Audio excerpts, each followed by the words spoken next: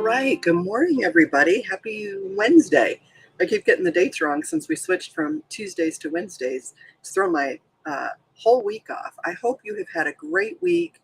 I hope you enjoyed last week's episode of The Watcher. Let me make sure we got good volume here. I need to turn it up just up here. All right, that seems better. Okay. So welcome to the Nurse Penny Book Club. I hope you've had a great week.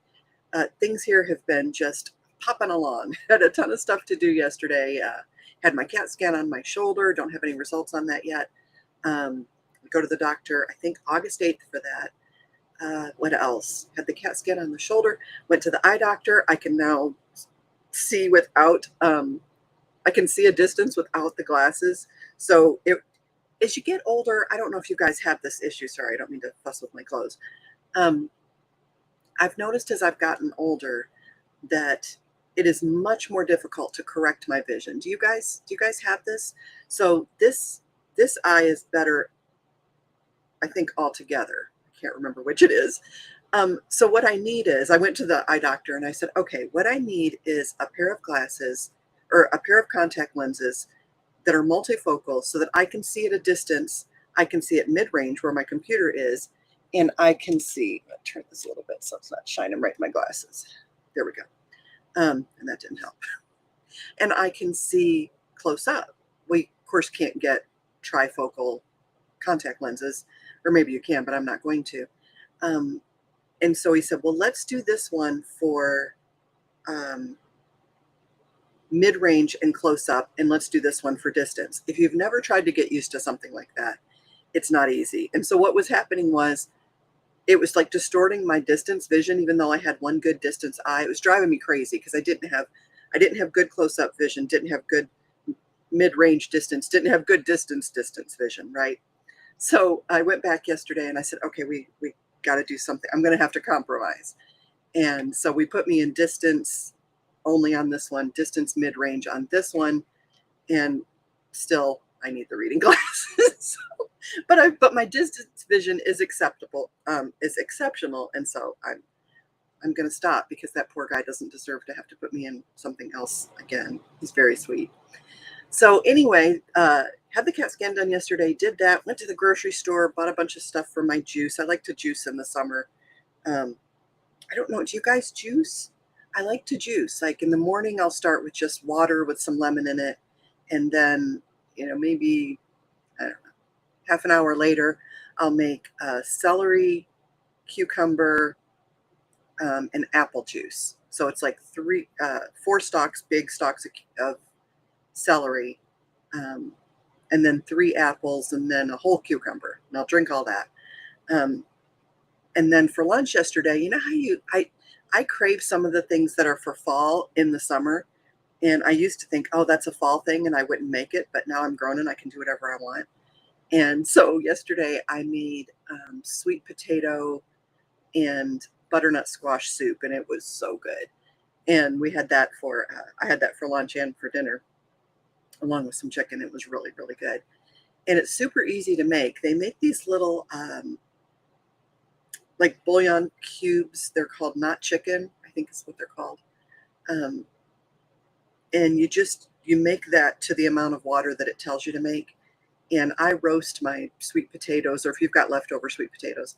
But I like to roast mine because it really brings out the flavor. So I roast the potatoes, and you can buy frozen sweet potatoes cubed, or you can also buy butternut squash cubed.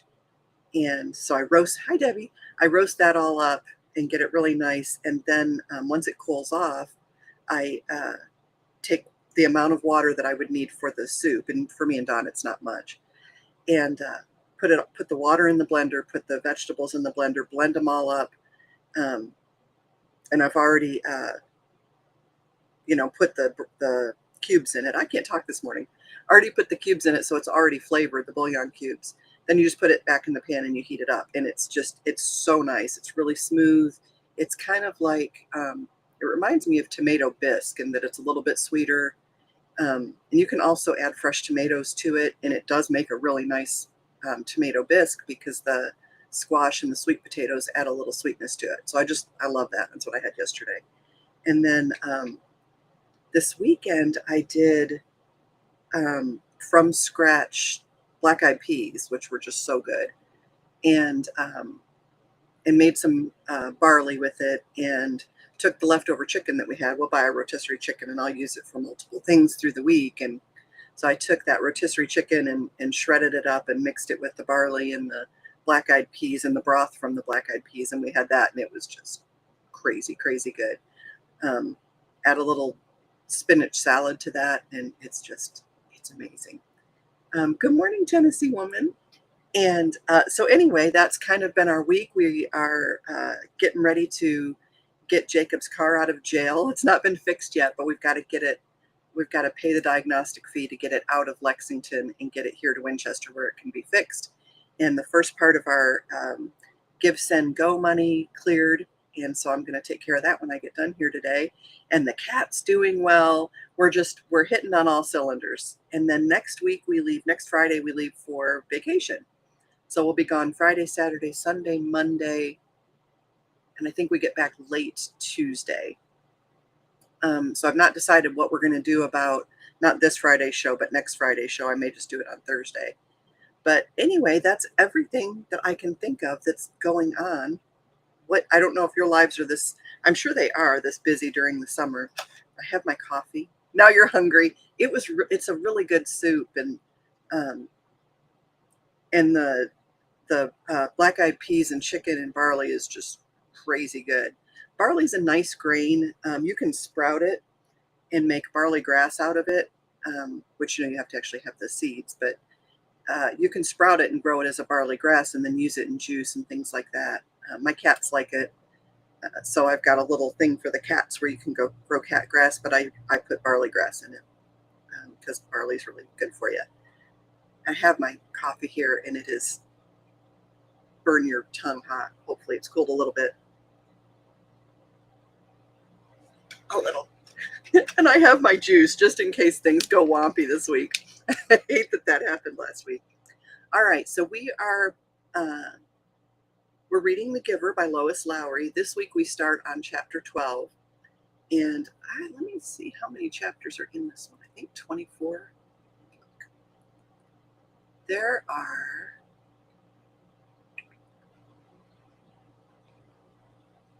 more than that. There are, no, 23. And then there's Ever After, which I think is maybe the epilogue for the next book. So we'll be done with this maybe next week. We're getting close. All right, let me get back here to how do you make it go full screen? View. Full screen, there we go.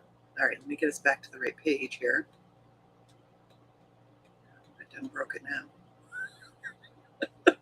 When my kids were little, I used to have these really cute little sayings, like neither Laura or Jacob could say M&Ms, and so they said N-M-Ms, which I think that's what they should be called. And Jacob couldn't say church. He would say church, and he would say rabbit. And he would say, oh, my mercy, which I still use. Oh, my mercy is just great. It's better than oh, my goodness. I love oh, my mercy. And he would also say he was very to something. So I'd say, Jacob, you need to go in and pick up your toys off the floor. Mom, I'm very too busy, or he's very too tired. And so I do still use that one, because I think of all of the new expressions that we use, those should be included because they're excellent. All right, here we go with chapter 12. How do you get that? Too picky off there. Stop that. All right, chapter 12. Oh, let me get you to the right screen here. We'll get it yet.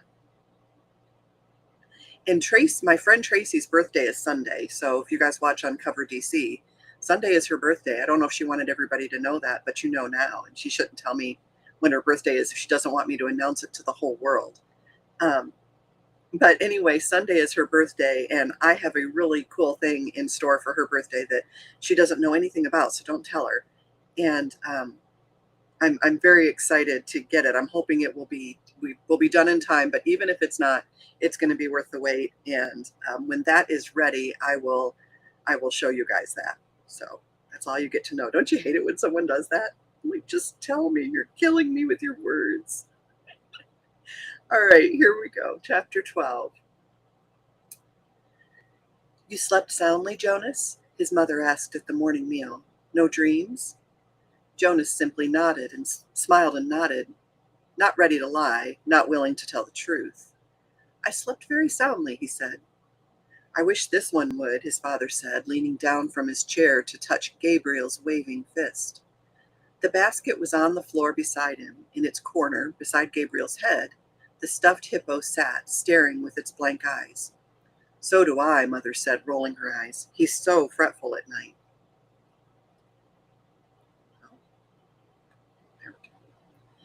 Jonas had not heard the new child during the night because, as always, he had slept soundly. But it was not true that he had no dreams. Again and again, as he slept, he had slid down that snow-covered hill. Always in the dream, it seemed as if there was a destination, a something, he could not grasp what, that lay beyond the place where the thickness of snow brought the sled to a stop. He was left, upon awakening, with the feeling that he wanted, even somehow needed, to reach the something that waited in the distance. The feeling that it was good, that it was welcoming, that it was significant. But he did not know how to get there. He tried to shed the leftover dream, gathering his schoolwork and preparing for the day. School seemed a little different today. The classes were the same: language and communications, commerce and industry, science and technology, civil procedures and government.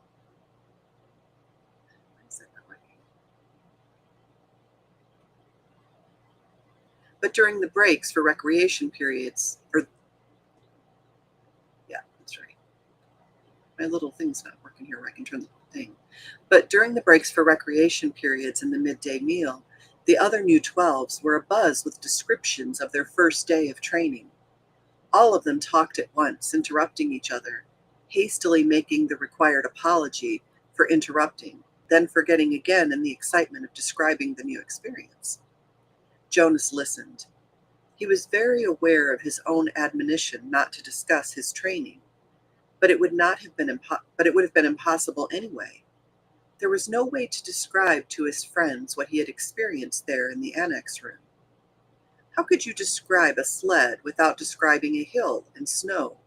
And how could you describe a hill and snow to someone who had never felt height or wind or that feathery magical cold? Even trained for years as they all had been in precision of language, what words could you use which would give another the experience of sunshine? So it was easy for Jonas to be still and to listen. After school hours, he rode again beside Fiona to the house of the old. I looked for you yesterday, she told him, so we could ride home together. Your bike was still there and I waited for a little while, but it was getting late, so I went on home. I apologize for making you wait, Jonas said. I accept your apology, she replied automatically. I stayed a little longer than I expected, Jonas explained. She pedaled forward silently, and he knew that she expected him to tell her why. She expected him to describe his first day of training, but to ask would have fallen into the category of rudeness. You've been doing so many volunteer hours with the old, Jonas said, changing the subject. There won't be much that you don't already know. Oh, there's lots to learn, Fiona replied. There's administrative work and the dietary rules and punishment for disobedience. Did you know that they use a discipline wand on the old, the same as for small children? And there's occupational therapy and recreational activities and medications, and they reached the building and braked their bikes. I really think I'll like it better than school, Fiona confessed. Me too, Jonas agreed, wheeling his bike into its place. She waited for a second, as if again she expected him to go on. Then she looked at her watch, waved, and hurried toward the entrance. Jonas stood for a moment beside his bike, startled. It had happened again, the seeing that he thought of now as seeing beyond. This time it had been Fiona who had undergone that fleeting, indescribable change. As he looked up and toward her going through the door, it happened. She changed. Actually, Jonas thought, trying to recreate it in his mind, it wasn't Fiona in her entirety. It seemed to be just her hair, and just for that flickering instant. He ran through it in his mind. It was clearly beginning to happen more often. First, the apple a few weeks before. The next time had been the faces in the audience at the auditorium, just 2 days ago. Now, today, Fiona's hair. Frowning, Jonas walked toward the annex. I'll ask the giver, he decided. The old man looked up, smiling, when Jonas entered the room. He was already seated beside the bed, and he seemed more energetic today, slightly renewed and glad to see Jonas. Welcome, he said. We must get started. You're 1 minute late. I apologize, Jonas began, and then stopped, flustered, remembering there were to be no apologies. He removed his tunic and went to the bed. I'm 1 minute late because something happened, he explained, and I'd like to ask you about it if you don't mind. You may ask me anything. Jonas tried to sort it out in his mind so that he could explain it clearly. I think it's what you call seeing beyond, he said. The giver nodded. Describe it, he said. Jonas told him about the experience with the apple, then the moment on the stage when he had looked out and seen the same phenomenon in the faces of the crowd. Then today, just now, outside, it happened with my friend Fiona. She herself didn't change exactly, but something about her changed for a second. Her hair looked different, but not in its shape, not in its length. I can't quite... Jonas paused, frustrated by his inability to grasp and describe exactly what had happened.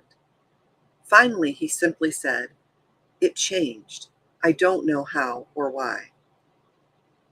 Hang on a second. Make sure we got our comment section up there. Okay.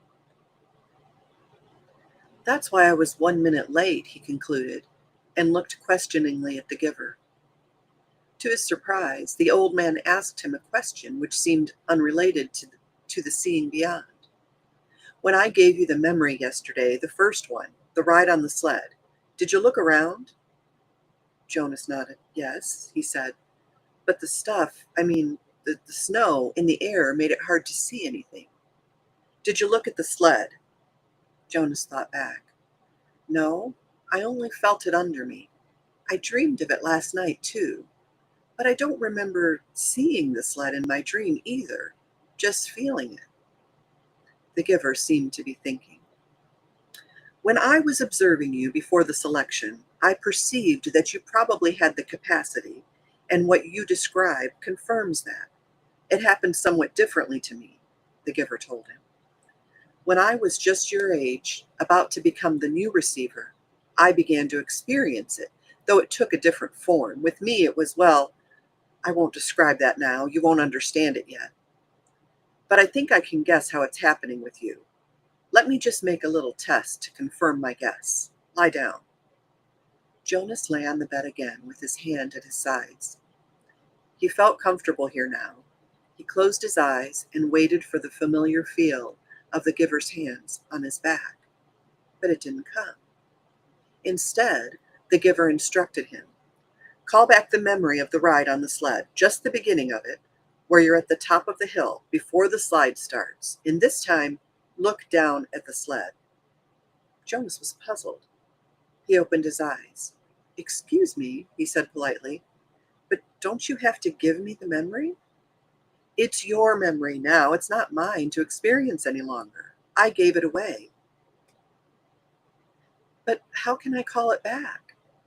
You can remember last year or the year that you were a 7 or 5, can't you? Of course. It's much the same. Everyone in the community has one generation memories like those. But now you will be able to go back farther. Try. Just concentrate. Jonas closed his eyes again. He took a deep breath and sought the sled and the hill and the snow in his consciousness. there they were, with no effort. He was again sitting in that whirling world of snowflakes atop the hill. Jonas grinned with delight and blew his own steamy breath into view. Then, as he had been instructed, he looked down. He saw his own hands furred again with snow, holding the rope. He saw his legs and moved them aside for a glimpse of the sled beneath. Dumbfounded, he stared at it. This time, it was not a fleeting impression. This time, the sled had, and continued to have as he blinked and stared at it again, that same mysterious quality that the apple had had so briefly, and Fiona's hair. The sled did not change. It simply was whatever the thing was. Jonas opened his eyes and was still on the bed. The giver was watching him curiously. Yes, Jonas said slowly. I saw it in the sled. Let me try one more thing. Look over there to the bookcase. Do you see the very top row of books? The one behind the table? On the top shelf? Jonas sought them with his eyes. He stared at them, and they changed. But the change was fleeting. It slipped away the next instant. It happened, Jonas said. It happened to the books, but it went away again. I'm right then, the giver said. You're beginning to see the color red. The what? The giver sighed. How to explain this? Once, back in the time of the memories, everything had a shape and size, the way things still do, but they also had a quality called color. There were a lot of colors, and one of them was called red. That's the one you are starting to see. Your friend Fiona has red hair, quite distinctive, actually. I've noticed it before. When you mentioned Fiona's hair, it was the clue that told me you were probably beginning to see the color red. And the faces of the people, the ones I saw at the ceremony? The giver shook his head. No, flesh isn't red, but it has red tones in it. There was a time, actually, you'll see this in the memories later, when flesh was many different colors. That was before we went to sameness. Today, flesh is all the same, and what you saw was the red tones. Probably when you saw the faces take on color, it wasn't as deep or vibrant as the apple or your friend's hair. The giver chuckled suddenly. We've never completely mastered sameness. I suppose the genetic scientists are still hard at work trying to work the kinks out. Hair like Fiona's must drive them crazy. Jonas listened, trying hard to comprehend. And the sled, he said? It had that same thing, the color red, but it didn't change, giver. It just was.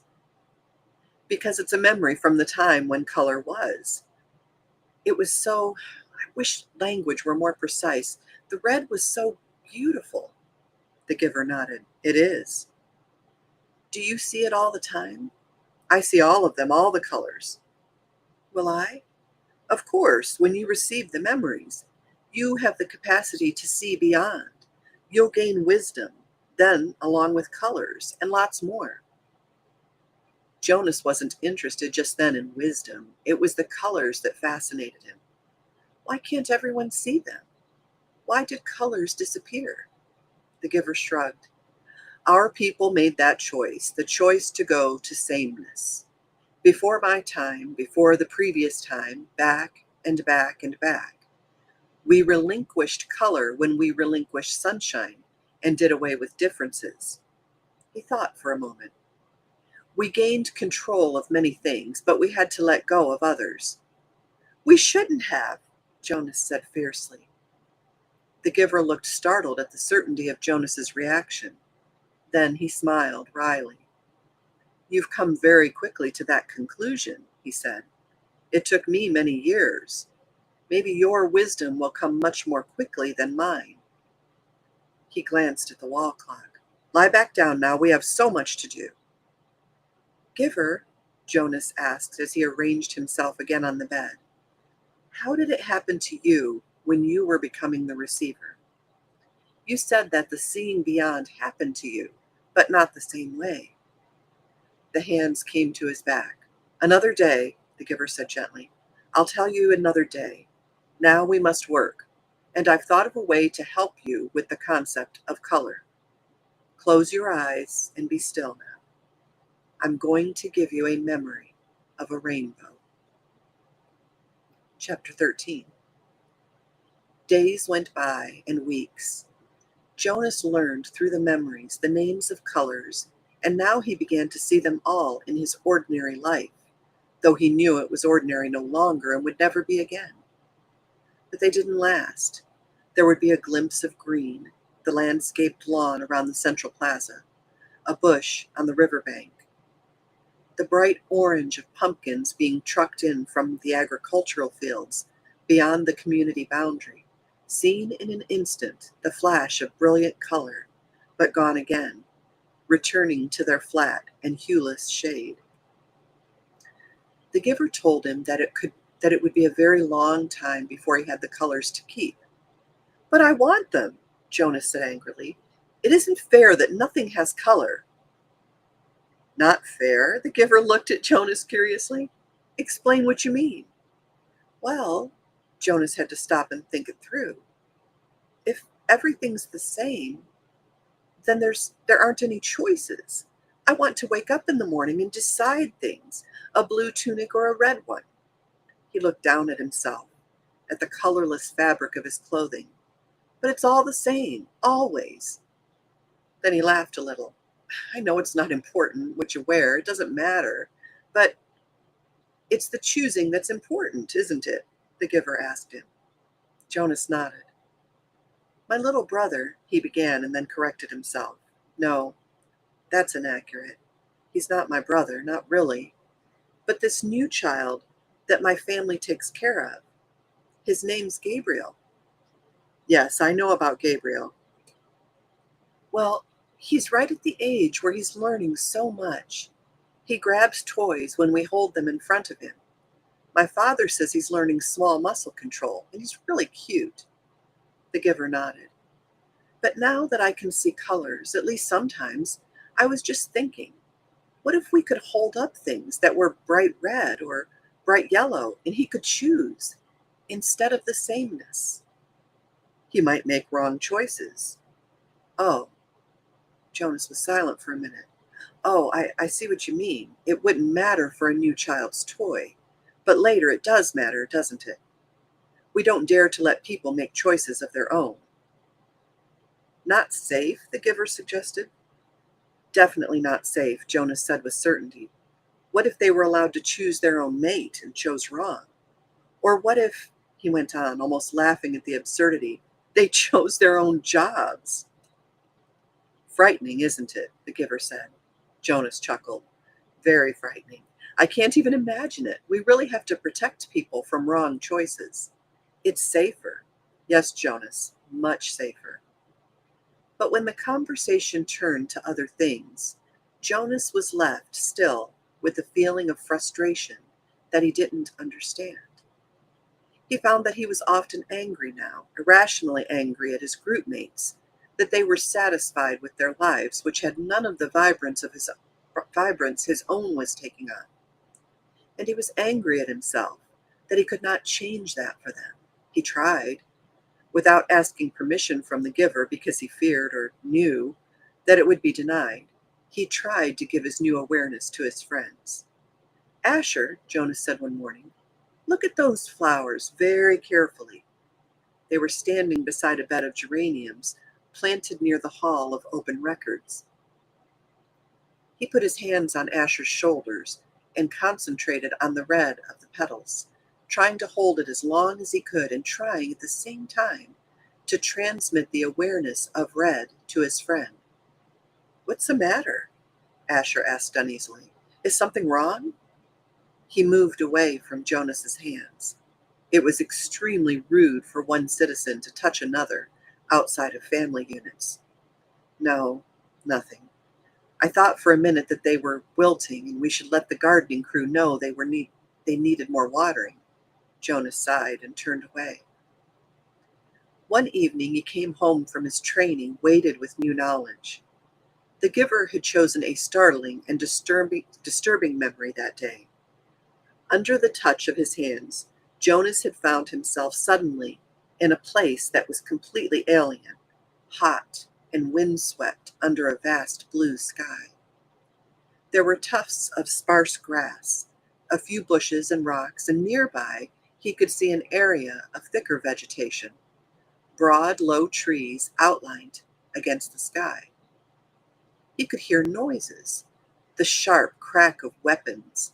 He perceived the word guns, and then shouts, and an immense crashing thud as something fell, tearing branches from the trees. He heard voices calling to one another. Peering from the place where he stood, hidden behind some shrubbery, he was reminded of what the giver had told him, that there had been a time when flesh had different colors. Two of these men had dark brown skin, the others were light. Going closer, he watched them hack the tusks from a motionless elephant on the ground and haul them away, spattered with blood. He felt himself overwhelmed with a new perception of the color he knew as red. Then the men were gone, speeding toward the horizon in a vehicle that spit pebbles from its whirling tires. One hit his forehead and stung him there, but the memory continued, though Jonas ached now for it to end.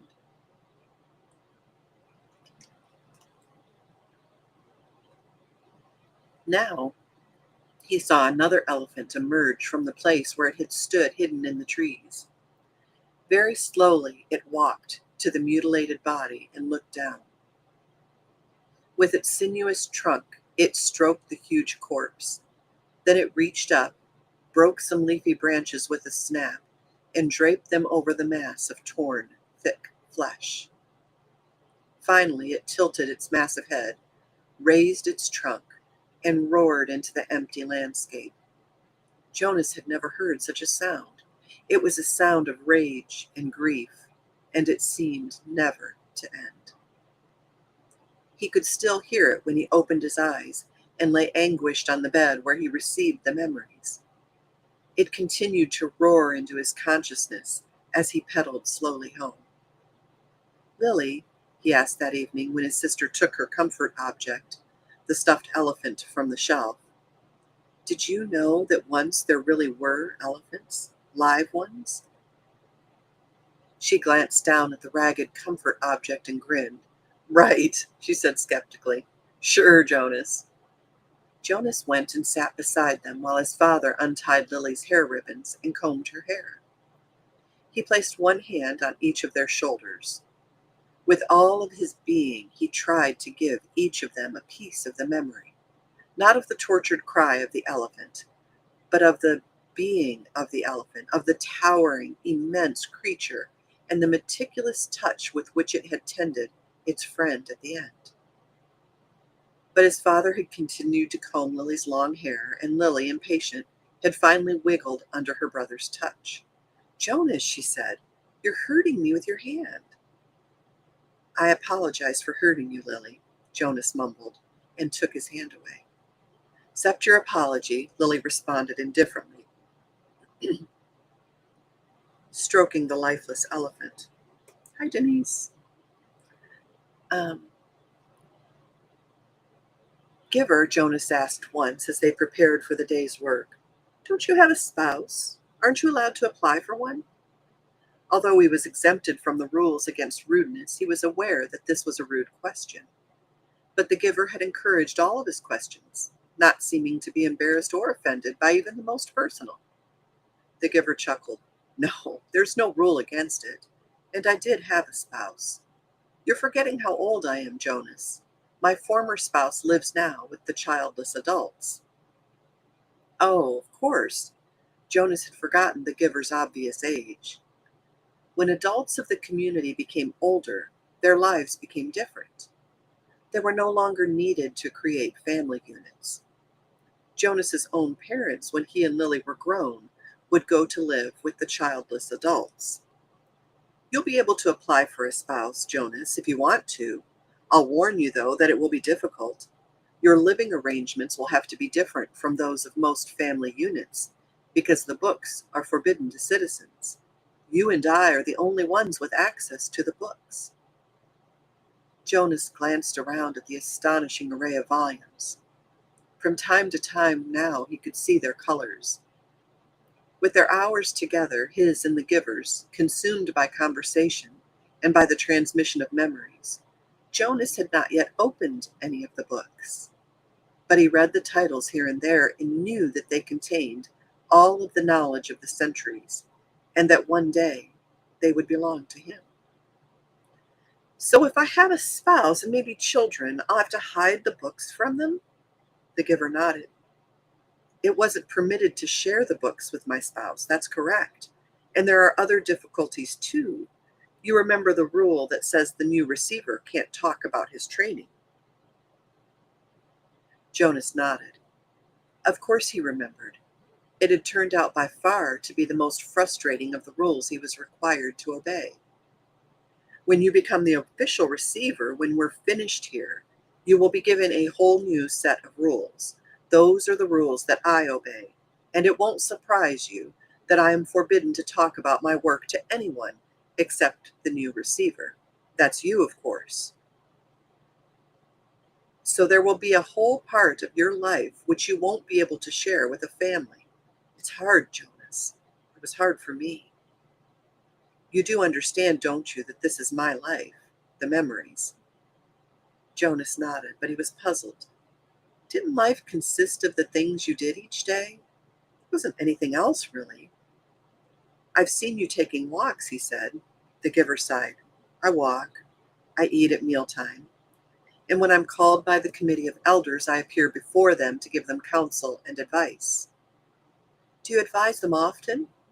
Jonas was a little frightened at the thought that one day he would be the one to advise the ruling body. But the giver said no. Rarely, only when they are faced with something that they have not experienced before. Then they call upon me to use the memories and advise them. But it very seldom happens. Sometimes I wish they'd ask for my wisdom more often. There are so many things I could tell them, things I wish they would change. But they don't want change. Life here is so orderly, so predictable, so painless. It's what they've chosen. I don't know why they even need a receiver then, if they never call upon them, Jonas commented. They need me and you, the giver said, but didn't explain. They were reminded of that 10 years ago. What happened 10 years ago? Jonas asked. Oh, I know, you tried to train a successor and it failed. Why? Why did that remind them? Why did that remind them? The giver smiled grimly. When the new receiver failed, the memories that she had received were released. They didn't come back to me. They went. He paused and seemed to be struggling with the concept. I don't know exactly. They went to the place where memories once existed, before receivers were created. Someplace out there, he gestured vaguely with his arm. And then the people had access to them. Apparently, that's the way it was once. Everyone had access to memories. It was chaos, he said. They really suffered for a while. Finally, it subsided as the memories were assimilated, but it certainly made them aware of how they need a receiver to contain all that pain and knowledge. But you have to suffer like that all the time, Jonas pointed out. The giver nodded. And you will. It's my life. It will be yours. Jonas thought about it, about what it would be like for him. Along with walking and eating, he looked around the walls of books. Reading, that's it? The giver shook his head. Those are simply the things that I do. My life is here. In this room? The giver shook his head. He put his hand to his own face, to his chest. No, here, in my being, where the memories are. My instructors in science and technology have taught us about how the brain works, Jonas told him eagerly. It's full of electrical impulses. It's like a computer. If you stimulate one part of the brain with an electrode, He stopped talking. He could see an odd look on the giver's face. They know nothing, the giver said bitterly. Jonas was shocked. Since the first day in the annex room, they had together disregarded the rules about rudeness, and Jonas felt comfortable with that now. But this was different and far beyond rude. This was a terrible accusation. What if someone had heard? He glanced quickly at the wall speaker, terrified that the committee might be listening as they could at any time. But as always, during their sessions together, the switch had been turned to off. Nothing? Jonas whispered nervously. But my instructors. The giver flicked his hand as if brushing something aside. Oh, your instructors are well trained. They know their scientific facts. Everyone is well trained for his job. It's just that without the memories, it's all meaningless. They gave that burden to me and to the previous receiver and the one before him. And back and back and back, Jonas said, knowing the phrase that always came. The giver smiled, though his smile was oddly harsh. That's right, and next it will be you, a great honor. Yes, sir, they told me that at the ceremony, the very highest honor. Some afternoons, the giver sent him away without training. Jonas knew on days when he arrived to find the giver hunched over, rocking his body slightly back and forth, his face pale, that he would be sent away. Go, the giver would tell him tensely. I'm in pain today. Come back tomorrow. On those days, worried and disappointed, Jonas would walk alone beside the river. The paths were empty of people, except for the few delivery crews and landscape workers here and there. Small children were all at the child care center after school, and the older ones busy with volunteer hours or training. By himself, he tested his own developing memory. He watched the landscape for glimpses of the green that he knew was embedded in the shrubbery. When it came flickering into his consciousness, he focused upon it, keeping it there, darkening it, holding it in his vision as long as possible until his head hurt and he let it fade away.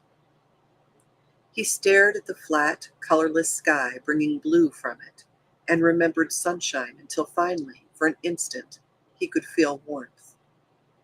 He stood at the foot of the bridge that spanned the river, the bridge that citizens were allowed to cross only on official business. Jonas had crossed it on school trips, visiting the outlying communities, and he knew that the land beyond the bridge was much the same, flat and well ordered, with fields for agriculture. The other communities he had seen on visits were essentially the same as his own. The only differences were slightly altered styles of dwelling, slightly different schedules in the schools. He wondered what lay in the far distances where he had never gone. The land didn't end beyond those nearby communities. Were there hills elsewhere? Were there vast wind-torn areas like the place he had seen in memory, the place where the elephant died? Giver, he asked one afternoon following a day when he'd been sent away, what causes you pain? When the giver was silent, Jonas continued.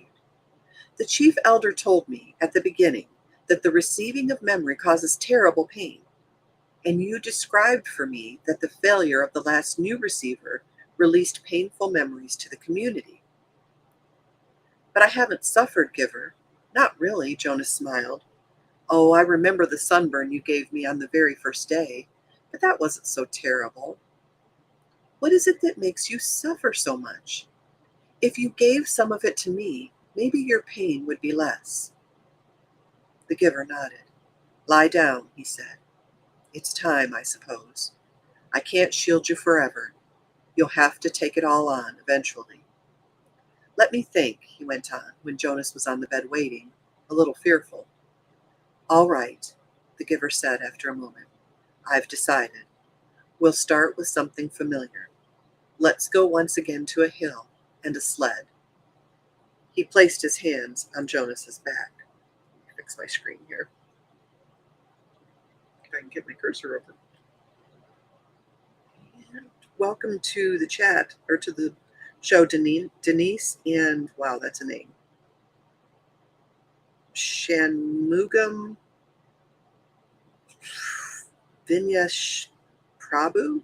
Talking to you will comfort my heart. Oh, that's very sweet. All right, here we go. I think we're on our next chapter. Chapter 14. It was much the same, this memory, though the hill seemed to be a different one, steeper, and the snow was not falling as thickly as it had before. It was colder also, Jonas perceived. He could see, as he sat waiting at the top of the hill, that the snow beneath the sled was not thick and soft as it had been before, but hard and coated with bluish ice. The sled moved forward, and Jonas grinned with delight, looking forward to the breathtaking slide down through the invigorating air. But the runners this time couldn't slice through the frozen expanse as they had on the other snow-cushioned hill. They skittered sideways, and the sled gathered speed. Jonas pulled at the rope, trying to steer, but the steepness and speed took control from his hands, and he was no longer enjoying the feeling of freedom, but instead terrified, was at the mercy of the wild acceleration downward over the ice. Sideways, spinning, the sled hit a bump in the hill, and Jonas was jarred loose and thrown violently into the air. He fell with his leg twisted under him, and could hear the crack of bone. His face scraped along jagged edges of ice, and when he came at last to a stop, he lay shocked and still, feeling nothing at first but fear. Then the first wave of pain. He gasped. It was as if a hatchet lay lodged in his leg, slicing through each nerve with a hot blade.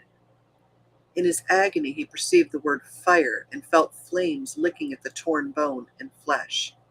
He tried to move and could not. The pain grew. He screamed. There was no answer. Sobbing, he turned his head and vomited onto the frozen snow. Blood dripped from his face into the vomit. "No!" he cried, and the sound disappeared into the empty landscape, into the wind. Then suddenly he was in the annex room again, writhing on the bed. His face was wet with tears. Able to move now, he rocked his own body back and forth, breathing deeply to release the remembered pain. He sat and looked at his own leg where it lay straight on the bed, unbroken. The brutal slice of pain was gone, but the leg ached horribly still, and his face felt raw.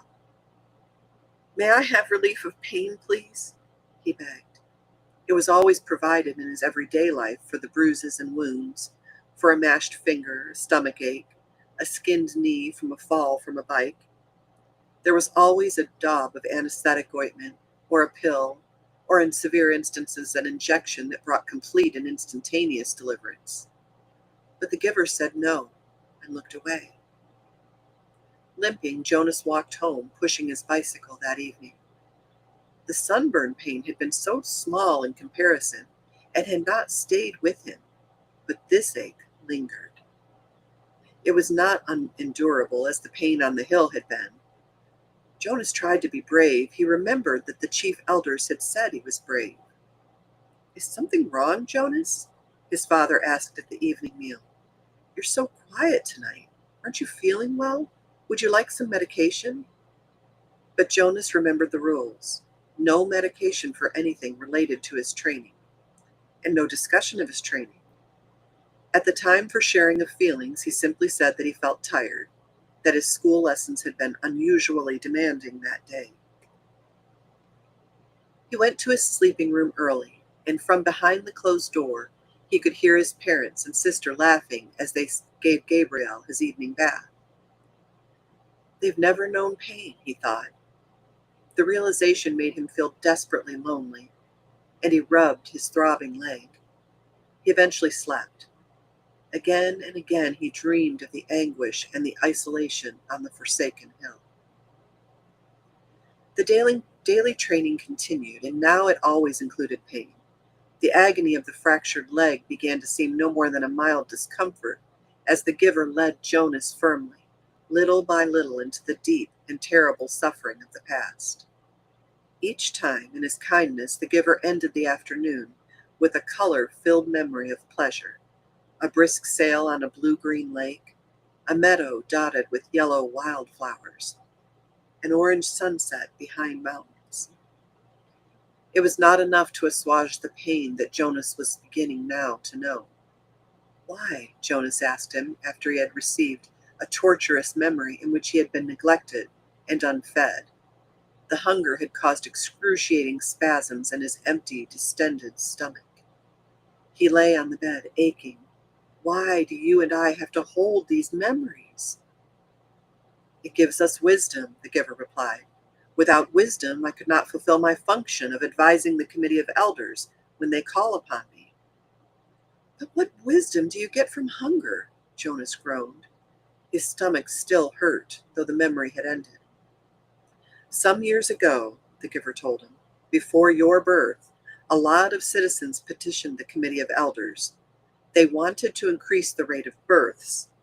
They wanted each birth mother to be assigned 4 births instead of 3, so that the population would increase and there would be more laborers available.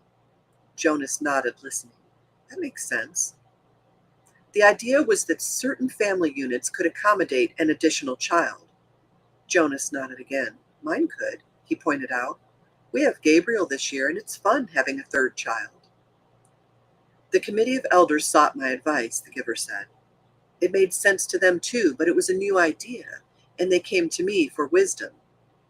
And you used your memories? The giver said yes. And the strongest memory that came was hunger. It came from many generations back, centuries back. The population had gotten so big that hunger was everywhere, excruciating hunger and starvation. It was followed by warfare. Warfare? It was a concept Jonas did not know, but hunger was familiar to him now. Unconsciously, he rubbed his own abdomen, recalling the pain of its unfulfilled needs. So you described that to them? They don't want to hear about pain, they just seek the advice. I simply advise them against increasing the population. But you said that this was before my birth. They hardly ever come to you for advice, only when what was it you said? When they have a problem they've never faced before. When did it happen last? Do you remember the day when the plane flew over the community? Yes, I was scared. So were they. They prepared to shoot it down, but they sought my advice. I told them to wait. But how did you know? How did you know the pilot was lost? I didn't. I used my wisdom from the memories. I knew that there had been times in the past, terrible times, when people had destroyed others in haste, in fear, and had brought about their own destruction. Jonas realized something. That means, he said slowly, that you have memories of destruction, and you have to give them to me too, because I have to get the wisdom. The giver nodded. But it will hurt, Jonas said. It wasn't a question. It will hurt terribly, the giver agreed. But why can't everyone have the memories? I think it would seem a little easier if the memories were shared. You and I wouldn't have to bear so much by ourselves if everybody took part. The giver sighed. You're right, he said. But then everyone would be burdened and pained. They don't want that. And that's the real reason the receiver is so vital to them and so honored. They selected me and you to lift that burden from themselves. When did they decide that? Jonas asked angrily. It wasn't fair. Let's change it. How do you suggest we do that? I've never been able to think of a way, and I'm supposed to be the one with all the wisdom. But there are 2 of us now, Jonas said eagerly. Together we can think of something. The giver watched him with a wry smile. Why can't we just apply for a change of rules? Jonas suggested. The giver laughed, then Jonas too, chuckled reluctantly. The decision was made long before my time, or yours, the giver said, and before the previous receiver, and he waited. Back and back and back, Jonas repeated the familiar phrase. Sometimes it had seemed humorous to him. Sometimes it had seemed meaningful and important. Now it was ominous. It meant he knew that nothing could be changed. The new child Gabriel was growing and successfully passing the tests of maturity that the nurturers gave each month. He could sit alone, now could reach for and grasp small play objects, and he had 6 teeth. During the daytime hours, Father reported, he was cheerful and seemed of normal intelligence, but he remained fretful at night, whimpering often, needing frequent attention. After all this time I've put in with him, Father said one evening, after Gabriel had been bathed and was lying for the moment, hugging his hippo placidly in the small crib that had replaced the basket. I hope they're not going to decide to release him. Maybe it would be for the best, Mother suggested. I know you don't mind getting up with him at night, but the lack of sleep is awfully hard for me. If they release Gabriel, we can get another new child as a vid- as can we get another new child as a visitor? Asked Lily. She was kneeling beside the crib, making funny faces at the little one, who was smiling back at her. Jonas's mother rolled her eyes in dismay. No, Father said, smiling. He ruffled Lily's hair. It's very rare anyway that a new child's status is as uncertain as Gabriel's. It probably won't happen again for a long time. Anyway, he sighed, they won't make the decision for a while. Right now, we're all preparing for a release we'll probably have to make very soon. There's a birth mother who's expecting twin males next month. Oh dear, Mother said, shaking her head. If they're identical, I hope you're not the one assigned. I am. I'm next on the list. I'll have to select the one to be nurtured and the one to be released. It's usually not hard, though. Usually it's just a matter of birth weight. We release the smaller of the two. Jonas, listening, thought suddenly about the bridge and how, standing there, he had wondered what lay elsewhere. Was there someone there waiting who would receive the tiny released twin? Would it grow up elsewhere, not knowing ever that in this community lived a being who looked exactly the same? For a moment he felt a tiny fluttering hope that he knew was quite foolish.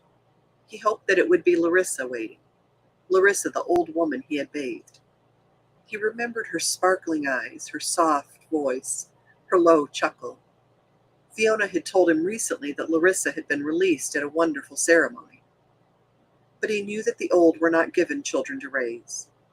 Larissa's life elsewhere would be quiet and serene as befit the old. She would not welcome the responsibility of nurturing a new child who needed feeding and care and would likely cry at night. Mother, Father, he said, the idea coming to him unexpectedly, why don't we put Gabriel's crib in my room tonight? I know how to feed and comfort him, and it would let you and Father get some sleep. Father looked doubtful. You sleep so soundly, Jonas. What if his restlessness didn't wake you? It was Lily who answered that. If no one goes to tend Gabriel, she pointed out, he gets very loud. He'd wake all of us if Jonas slept through it. Father laughed. You're right, Lily Billy. All right, Jonas, let's try it. Just for tonight. I'll take the night off, and we'll let Mother get some sleep, too. Gabriel slept soundly for the earliest part of the night. Jonas in his bed lay awake for a while. From time to time he raised himself on one elbow, looking over at the crib. The new child was on his stomach, his arms relaxed beside his head, his eyes closed, and his breathing regular and undisturbed. Finally, Jonas slept too. Then, as the middle hours of the night approached, the noise of Gabe's restlessness woke Jonas. The new child was turning under his cover, flailing his arms and beginning to whimper. Jonas rose and went to him. Gently he patted Gabriel's back. Sometimes that was all it took to lull him back to sleep, but the new child still squirmed fretfully under his hand. Still patting rhythmically, Jonas began to remember the wonderful sail that the giver had given him not long before. A bright, breezy day on a clear turquoise lake, and above him the white sail of the boat billowing as he moved along in the brisk wind. He was not aware of giving the memory, but suddenly he realized that it was becoming dimmer, that it was sliding through his hand into the being of the new child. Gabriel became quiet. Startled, Jonas pulled back what was left of the memory with a burst of will.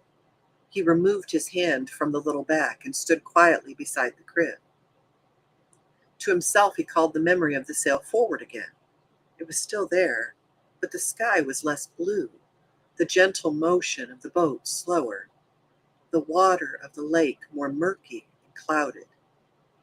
He kept it for a while, soothing his own nervousness at what had occurred, then let it go and returned to his bed. Once more toward dawn, the new child woke and cried out. Again Jonas went to him. This time, he quite deliberately placed his hand firmly on Gabriel's back and released the rest of the calming day on the lake. Again, Gabriel slept.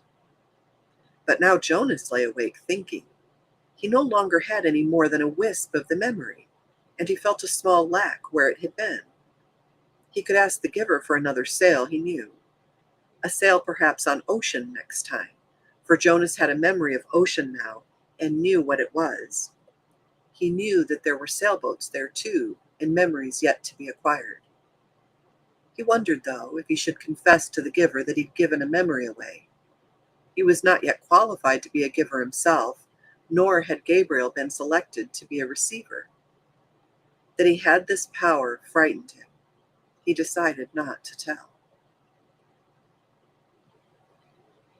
Jonas entered the annex room and realized immediately that it was a day when he would be sent away. The giver was rigid in his chair, his face in his hands.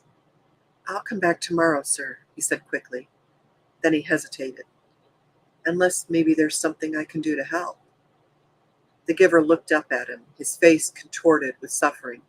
"Please," he gasped, "take some of the pain." Jonas helped him to his chair at the side of the bed. Then he quickly removed his tunic and lay face down. "Put your hands on me," he directed, aware that in such anguish the giver might need reminding. The hands came, and the pain came with them, and through them. Jonas braced himself and entered the memory which was torturing the giver. He was in a confused, noisy, foul-smelling place. It was daylight, early morning, and the air was thick with smoke that hung yellow and brown above the ground. Around him, everywhere, far across the expanse of what seemed to be a field, lay groaning men. A wild-eyed horse, its bridle torn and dangled, trotted frantically through the mounds of men, tossing its head, whinnying in panic. It stumbled, finally, then fell, and did not rise. Jonas heard a voice next to him. "Water," the voice said in a parched, croaking whisper. He turned his head toward the voice and looked into the half-closed eyes of a boy who seemed not much older than himself. Dirt streaked the boy's face and his matted blonde hair.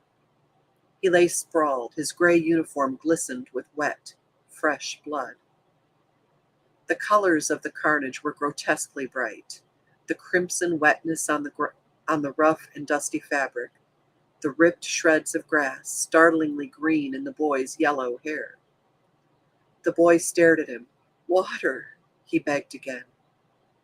When he spoke, a new spurt of blood drenched the coarse cloth across his chest and sleeve. One of Jonas's arms was immobilized with pain, and he could see through his own torn sleeve something that looked like ragged flesh and splintery bone. He tried his remaining arm and felt it move. Slowly he reached to his side, felt the metal container there and removed its cap, stopping the small motion of his hand now and then to wait for the surging pain to ease. Finally, when the container was open, he extended his arm slowly across the blood-soaked earth, inch by inch, and held it to the lips of the boy. Water trickled into the imploring mouth and down the grinny chin. The boy sighed. His head fell back, his lower jaw dropping as if he'd been surprised by something. A dull blankness slid slowly across his eyes. He was silent. But the noise continued all around, the cries of the wounded men, the cries begging for water and for mother and for death. Horses lying on the ground shrieked, raising their heads, and stabbed randomly toward the sky with their hooves. From the distance, Jonas could hear the thud of cannons. Overwhelmed by pain, he lay there in the fearsome stench for hours, listened to the men and animals die, and learned what warfare meant. Finally, when he knew that he could bear it no longer and would welcome death himself, he opened his eyes and was once again on the bed. The giver looked away as if he could not bear to see what he had done to Jonas. "Forgive me," he said. Chapter 16. Jonas did not want to go back. He didn't want the memories, didn't want the honor, didn't want the wisdom, didn't want the pain. He wanted his childhood again, his scraped knees and ball games. He sat in his dwelling alone, watching through the window, seeing children at play, citizens bicycling home from uneventful days at work, ordinary lives free of anguish because he had been selected, as others before him had, to bear their burden. But the choice was not his. He returned each day to the annex room. The giver was gentle with him for many days following the terrible shared memory of war. "There are so many good memories," the giver reminded Jonas, and it was true. By now, by now, Jonas had experienced countless bits of happiness, things he had never known before. He had seen a birthday party with one child singled out and celebrated on his day, so that now he understood the joy of being an individual, special and unique and proud. He had visited museums and seen paintings filled with all the colors he could now recognize and name. In one ecstatic memory, he had ridden a gleaming brown horse across a field that smelled of damp grass, and had dismounted beside a small stream from which both he and the horse drank cold, clear water. Now he understood about animals, and in the moment that the horse turned from the stream and nudged Jonas's shoulder affectionately with its head, he perceived the bonds between animal and human. He had walked through woods and sat at night beside a campfire, although he had through the memories learned about the pain of loss and loneliness. Now he gained too an understanding of solitude and its joy. "What's your favorite?" Jonas asked the giver. "You don't have to give it away yet," he added quickly. "Just tell me about it, so I can look forward to it, because I'll have to receive it when your job is done." The giver smiled. "Lie down," he said. "I'm happy to give it to you." Jonas felt the joy of it as soon as the memory began.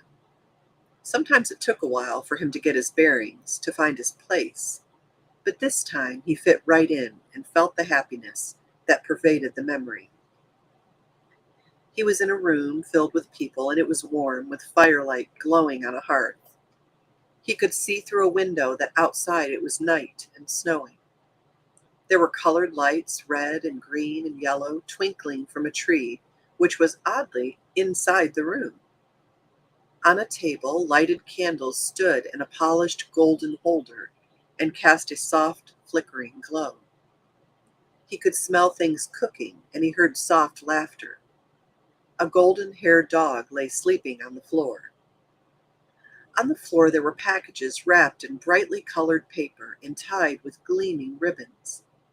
As Jonas watched, a small child began to pick up the packages and pass them around the room to other children, to adults who were obviously parents, and to an older, quiet couple, man and woman, who sat smiling together on a couch. While Jonas watched, the people began one by one to untie the ribbons on the packages, to unwrap the bright papers, open the boxes, and reveal toys and clothing and books. There were cries of delight. They hugged one another. The small child went and sat on the lap of the old woman, and she rocked him and rubbed her cheek against his. Jonas opened his eyes and lay contentedly on the bed, still luxuriating in the warm and comforting memory. It had all been there, all the things he had learned to treasure. "What did you perceive?" the giver asked. "Warmth," Jonas replied, "and happiness, and let me think, family. That it was a celebration of some sort, a holiday, and something else. I can't quite get the word for it." "It will come to you." Who were the old people? Why were they there? It had puzzled Jonas seeing them in the room. The old of the community did not ever leave their special place. the house of the old where they were so well cared for and respected. They were called grandparents. Grandparents? Grandparents. It means parent of the parents long ago. Back and back and back? Jonas began to laugh. So actually, there could be parents of the parents of the parents of the parents? The giver laughed too. That's right. It's a little like looking at yourself, looking in a mirror, looking at yourself, looking in a mirror. Jonas frowned. But my parents must have had parents. I never thought about it before. Who were my parents of the parents? Where are they? You could go look in the Hall of Open Records. You could find the names. But think, son, if you apply for children, then who will be their parents of the parents? Who will be their grandparents? My mother and father, of course. And where will they be? Jonas thought, oh, he said slowly, when I finish my training and become a full adult, I'll be given my own dwelling. And then, when Lily does a few years later, she'll get her own dwelling, and maybe a spouse and children if she applies for them. And then mother and father. That's right. As long as they're still working and contributing to the community, they'll go and live with the older childless adults, and they won't be part of my life anymore. And after that, when the time comes, they'll go to the house of the old, Jonas went on. He was thinking aloud. And they'll be well cared for and respected, and when they're released, there will be a celebration. Which you won't attend, the giver pointed out. No, of course not, because I won't even know about it. But then I'll be so busy with my own life, and Lily will too, so our children, if we have them, won't know who their parents of parents are either. It seems to work pretty well that way, doesn't it? The way we do it in our community? Jonas asked. I just didn't realize there was any other way until I received that memory. It works, the giver agreed. Jonas hesitated. I certainly like the memory, though. I can see why it's your favorite. I couldn't quite get the word for the whole feeling of it, the feeling that was so strong in the room. Love, the giver told him. Jonas repeated it. Love.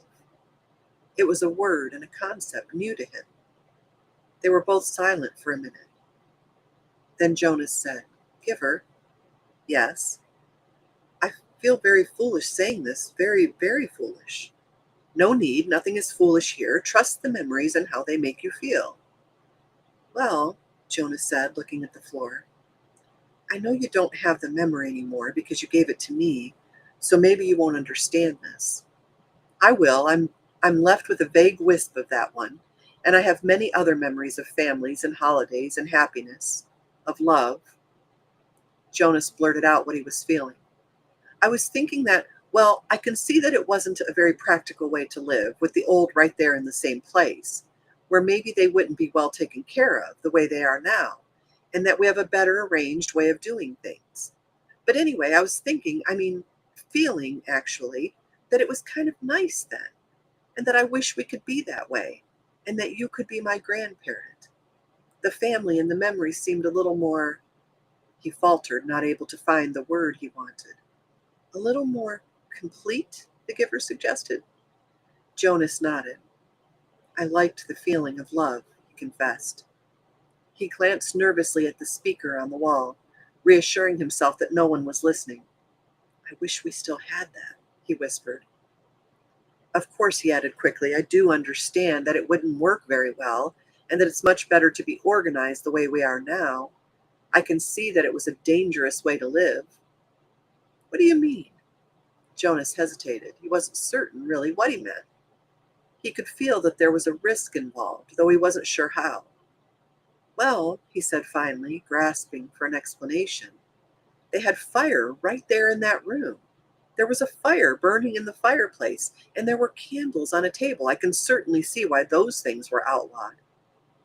Still, he said slowly, almost to himself, I did like the light they made, and the warmth. Father, Mother, Jonas asked tentatively after the evening meal, I have a question I want to ask you. What is it, Jonas? His father asked. He made himself say the words, though he felt flushed with embarrassment. He had rehearsed them in his mind all the way home from the annex. Do you love me? There was an awkward silence for a moment. Then Father gave a little chuckle. Jonas, you of all people, precision of language, please. What do you mean? Jonas asked. Amusement was not at all what he had anticipated. Your father means that you used a very generalized word, so meaningless that it's become almost obsolete, his mother explained carefully. Jonas stared at them. Meaningless? He'd never before felt anything as meaningful as the memory. And of course, our community can't function smoothly if people don't use precise language. You could ask, do you enjoy me? The answer is yes, his mother said. Or, as father suggested, do you take pride in my accomplishments? And the answer is wholeheartedly yes. Do you understand why it's inappropriate to use a word like love? Mother asked.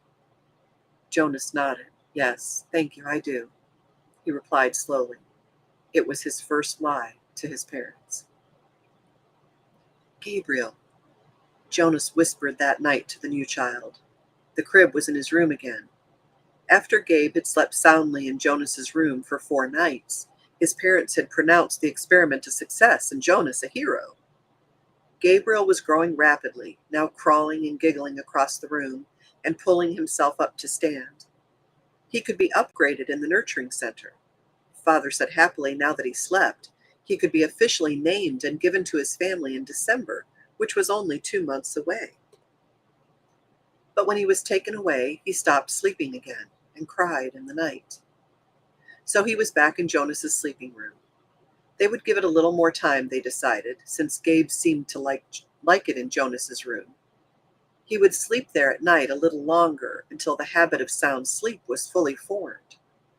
The nurturers were very optimistic about Gabriel's future. There was no answer to Jonas's whisper. Gabriel was sound asleep. Things could change, Gabe, Jonas went on. Things could be different. I don't know how, but there must be some way for things to be different. There could be colors and grandparents, he added, staring through the dimness toward the ceiling of his sleeping room. And everybody would have the memories. You know about memories, he whispered, turning toward the crib. Gabriel's breathing was even and deep. Jonas liked having him there, though he felt guilty about the secret. Each night he gave memories to Gabriel. Memories of boat rides and picnics in the sun. Memories of soft rainfall against window panes. Memories of dancing barefoot on a damp lawn. Gabe? The new child stirred slightly in his sleep. Jonas looked over at him. There could be love, Jonas whispered. The next morning, for the first time, Jonas did not take his pill. Something within him, something that had grown there through the memories, told him to throw the pill away. Chapter 17. Today is declared an unscheduled holiday. Jonas, his parents, and Lily all turned in surprise and looked at the wall speaker from which the announcement had come. It happened so rarely and was such a treat for the entire community when it did. Adults were exempted from the day's work, children from school and training and volunteer hours. The substitute laborers who would be given a different holiday took over all the necessary tasks. Nurturing, food delivery, and the care of the old, and the community was free. Jonas cheered and put his homework folder down. He'd been about to leave for school.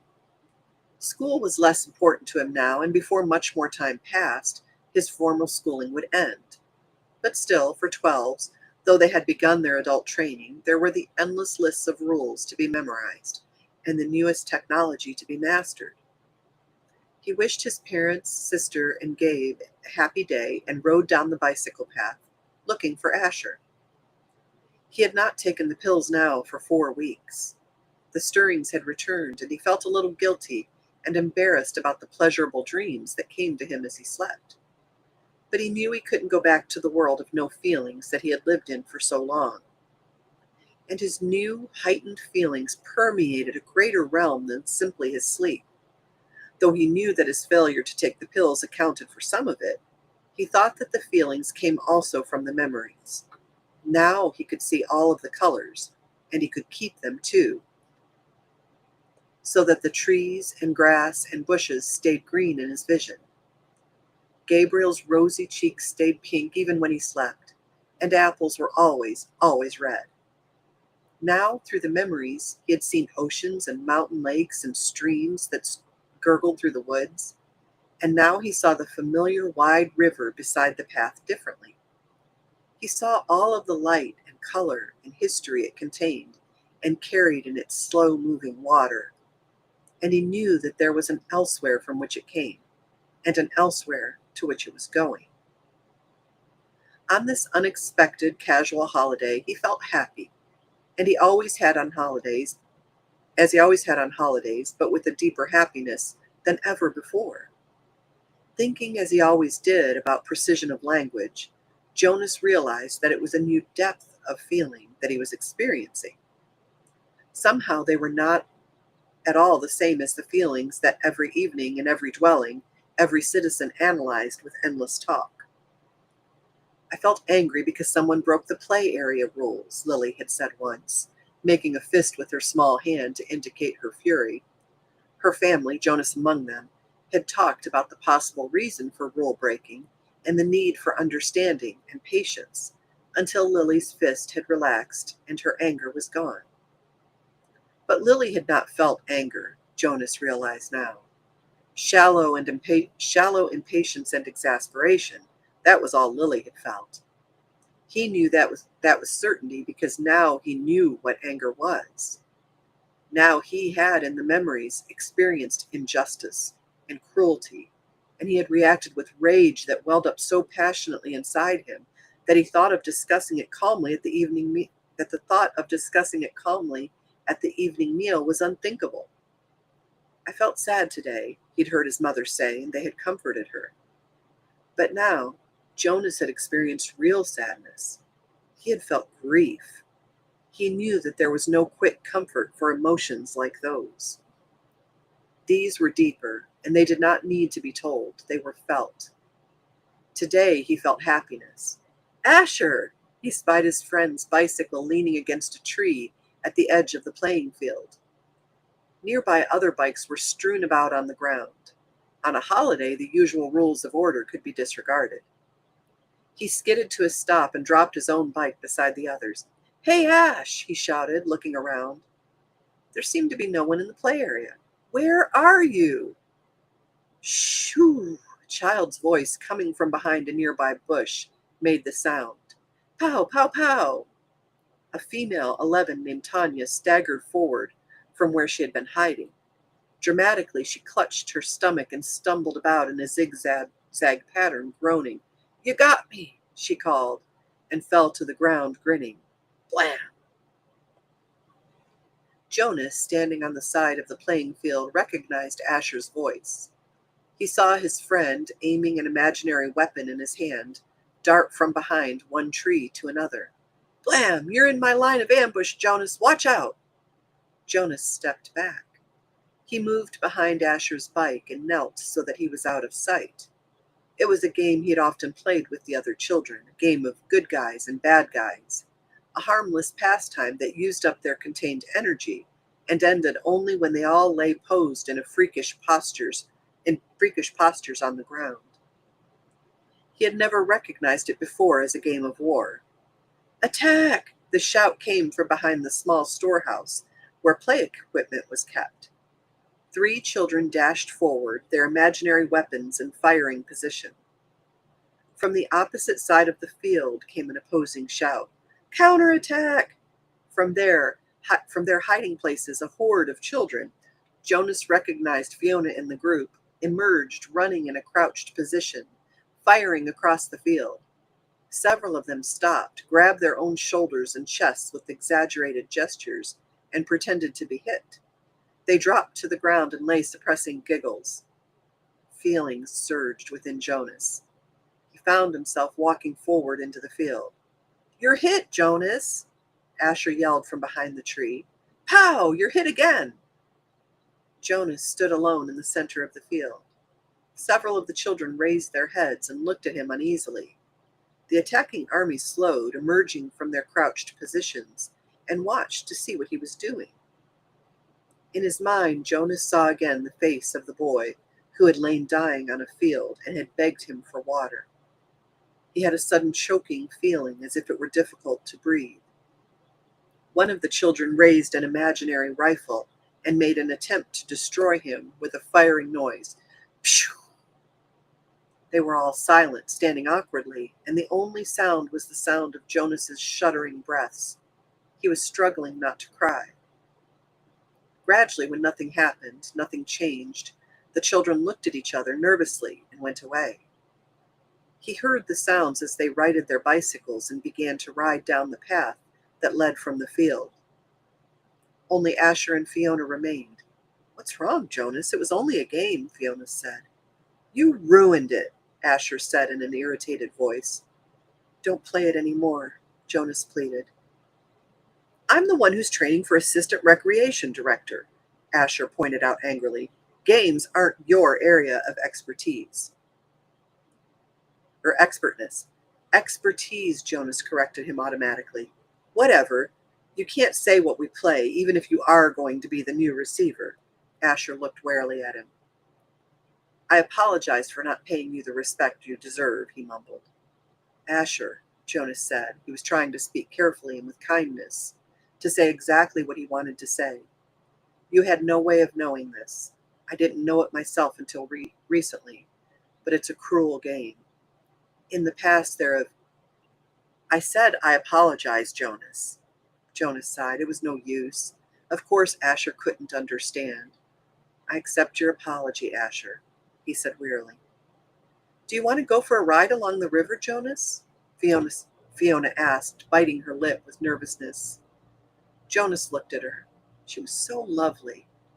For a fleeting instant he thought he would like nothing better than to ride peacefully along the river path, laughing and talking with his gentle female friend. But he knew that such times had been taken from him now. He shook his head. After a moment his two friends turned and went to their bikes. He watched as they rode away. Jonas trudged to the bench beside the storehouse and sat down, overwhelmed with feelings of loss. His childhood, his friendships, his carefree sense of security, all of these things seemed to be slipping away. With his new heightened feelings, he was overwhelmed by sadness at the way the others had laughed and shouted, playing at war. But he knew that they could not understand why without the memories. He felt such love for Asher and for Fiona, but they could not feel it back without the memories, and he could not give them those. Jonas knew with certainty that he could change nothing. Back in their dwelling that evening, Lily chattered merrily about the wonderful holiday she had had, playing with her friends, having her midday meal out of doors, and she confessed, sneaking a very short try on her father's bicycle. "I can't wait till I get my very own bicycle next month. Father's is too big for me. I fell," she explained matter-of-factly. "Good thing Gabe wasn't in the child seat." "A very good thing," Mother agreed, frowning at the idea of it. Gabriel waved his arms at the mention of himself. He had begun to walk just the week before. The first steps of a new child were always the occasion for celebration at the nurturing center, Father said, but also for the introduction of a discipline wand. Now Father brought the slender instrument home with him each night in case Gabriel misbehaved. But he was a happy and easygoing toddler. Now he moved unsteadily across the room, laughing. "Gay," he chirped, "Gay." It was the way he said his own name. Jonas brightened. It had been a depressing day for him, after such a bright start. But he set his glum thoughts aside. He thought about starting to teach Lily to ride, so that she could speed off proudly after her ceremony of 9, which would be coming soon. It was hard to believe that it was almost December again, that almost a year had passed since he had become 12. He smiled as he watched the new child plant one small foot carefully before the other, grinning with glee at his own steps as he tried them out.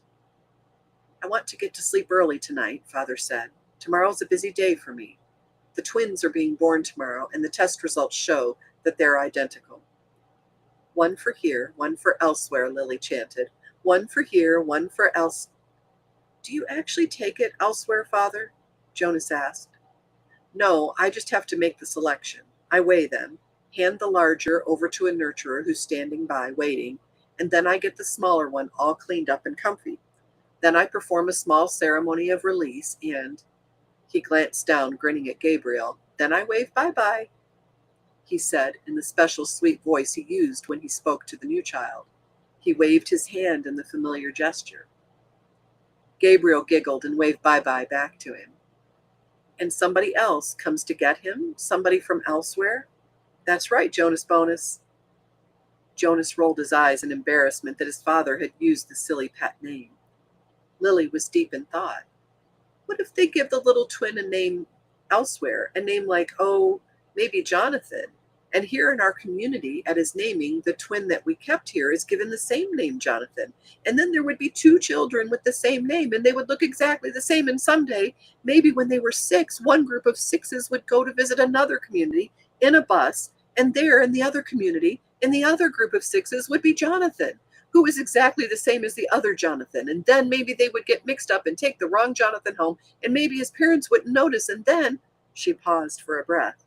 Lily, Mother said, I have a wonderful idea. Maybe when you become a 12, they'll give you the assignment of storyteller. I don't think we've had a storyteller in the community for a long time. But if I were on the committee, I would definitely choose you for that job. Lily grinned. I have a better idea for one more story, she announced. What if actually we were all twins and didn't know it? And so elsewhere there would be another Lily, and another Jonas, and another Father, and another Asher, and another Chief Elder, and another... Father groaned. Lily, he said, it's bedtime. Chapter 18, we're going to stop there. All right, guys, I hope you enjoyed today's reading of The Giver by Lois Lowry. We will pick up in chapter 18, 12, 13, 15, 16, 17. Yeah, we read 6 chapters today. We'll pick up there next Wednesday, and that's that. And then Friday night, we'll have our Friday night live stream at 8:30 Eastern for anybody that's new here. I've noticed some names that are new. So I thought today was really interesting. The story's really getting thick. You know, it's interesting that Asher is seeing, you know, the pain of knowing all of the memories and the pain of having real feelings. And he's trying to balance that with, you know, sameness and order. And logically in his brain, sameness and order makes sense. But you can tell that he's grieving that his friends won't be able to experience, yes, loss, of course, but, you know, there's a lot of good that goes along with that. And I think he's starting to see that their lives aren't very full, and that they aren't even real. I think he's coming on to that understanding very soon. That, and you can tell it by his anger. You know, he was angry about the children playing war and almost traumatized by it. You know, he's grieving that Asher and Fiona don't feel love, that his parents, I mean, almost disdain the word, and that they, you know, they want something more accurate to describe because they don't actually feel love. They don't know what it is. And that's got to be so hard for him. Having experienced that and not being able to share it with anyone else, not being able to show it to someone so that they can understand it. I can't imagine how difficult that is for a 12-year-old little boy. And it's interesting that, you know, at 12 years old, that's your last birthday. You're now an adult. And especially for him, you know, the others are undergoing training and doing, you know, different tasks, learning new skills. But for Jonas, it's this heavy burden, this mantle that he has to carry. And I can see that he's really starting to understand what it is for the giver to have to carry all of that. And he's such a kind boy, you know, he wants to lighten that load when he sees that the giver's really tortured by it. He wants to help lift it, and that's at great expense to himself. You know, and I find myself worried about Gabriel. You know, Gabriel's able to receive the memories. And of course, nobody knows that. He's not been chosen not even old enough to be chosen for that. He's not even been given to his family yet. And, you just have to wonder, what's going to happen when Gabriel goes back to the nurturing center. They're just waiting for him to be able to function as they expect, for him to go so that he can go back to the nurturing center and be sent out to a family. But he's only thriving when he's with Jonas and Jonas's family. He's only now thriving because Jonas gave him joyful memories. And so once he's taken away to the nurturing center, given to another family, what might happen to Gabriel? And it's a really poignant, it's almost like watching a flower wilt. Every time Gabriel tries to go back to the nurturing center, he can't sleep, he's fretful, he's not eating well, he's losing weight, and he just begins to wilt because he needs real. We talked about that in the Velveteen Rabbit. The Velveteen Rabbit asks the Skin Horse about what it means to be real, and that it comes with pain, but that, once you're real, it can't be taken away. And I feel that for Jonas and for Gabriel, especially for Gabriel, because real is going to be taken from him. He's going to go somewhere else. He's going to go back to the nurturing center, to another family, and then real will be taken from him. And what a tragedy that is. The Velveteen Rabbit so wanted to become real. I know I'm combining two books, but it's just interesting that we're reading these back to back. The Velveteen Rabbit wanted so terribly to be real, even though all of his fur would be loved off and his eyes would get loose and his joints would be loose in the sockets. And to him, all of that pain was worth it to be loved and to be real. And, I just can't help but align Gabriel in that same way, that he's loved and he's real and he's thriving and he's saying his own name and taking steps and, just doing all the wonderful things that toddlers do, and knowing that soon that'll be taken from him. And so there's kind of that foreshadowing that's always hard when you're reading a book, because especially one like this, where you're wondering what's going to happen when real is taken away from Gabriel. And I'm waiting for Jonas to realize that that's coming.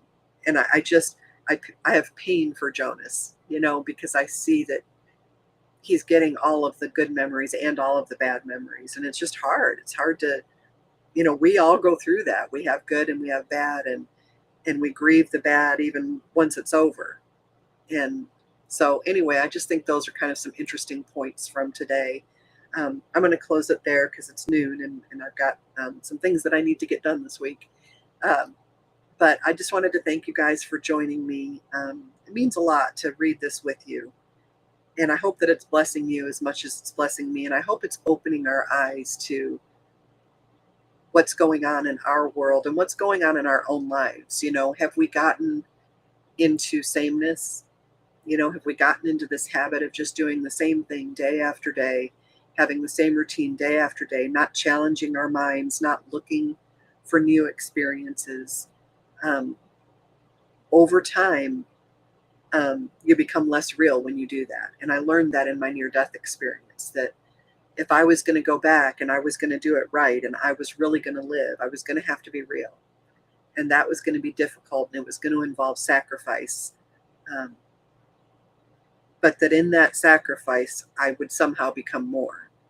And so I just want to encourage you guys, as you go through your week, as we're reading these books, I want you to think back on it. And I want you to think, am I real? Am I authentic? Or am I just going through the motions? Am I really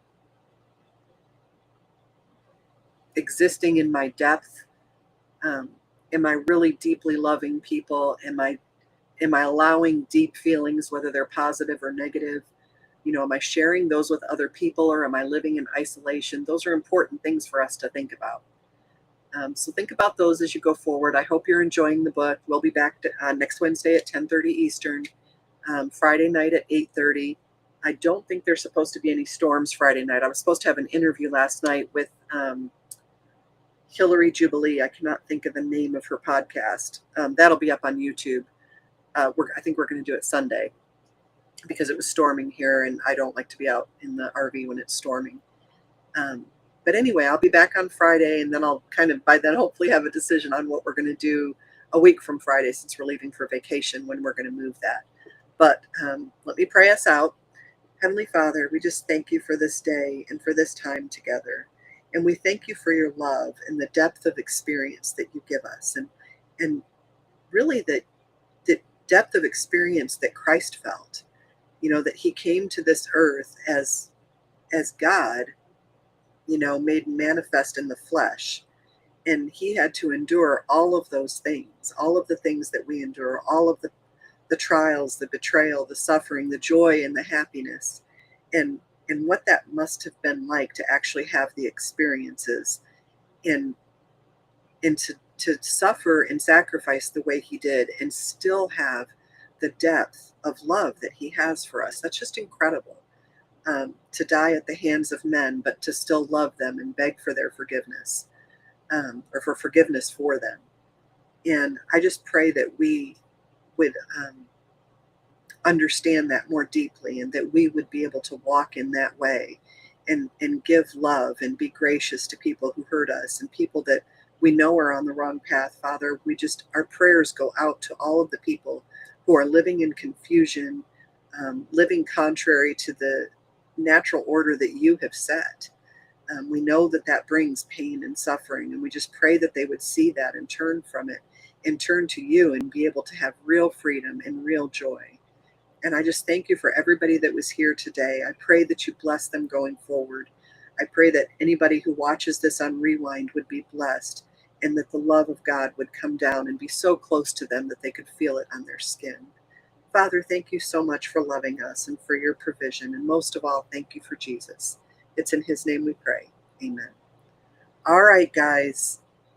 Oh, Patty, I'm so glad you're enjoying it. I really hope you guys are enjoying the book.